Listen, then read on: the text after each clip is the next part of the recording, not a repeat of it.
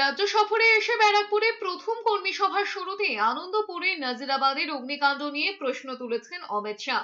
আনন্দপুরের অগ্নিকাণ্ড দুর্ঘটনা নয়, তৃণমূল সরকারের দুর্নীতির কারণে হয়েছে। ব্যারাকপুরের আনন্দপুরি মাঠের সভা থেকে আক্রমণ করেছেন অমিত শাহ। তিনি বলেছেন, অগ্নিকাণ্ডে 25 জনের মৃত্যু হয়েছে, এখনো নিখোঁজ 27 জন। প্রশ্ন তুলেছেন, এত মৃত্যুর পরেও কেন মোমো কারখানার মালিককে গ্রেফতার করা হচ্ছে না? মোমো কারখানার মালিক কার ঘনিষ্ঠ?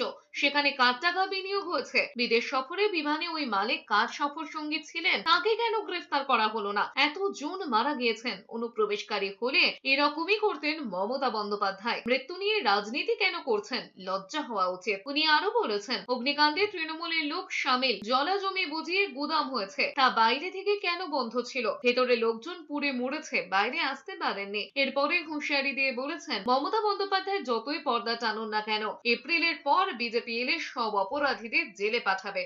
ये जो अग्निकांड हुआ है ये कोई एक्सीडेंट नहीं है।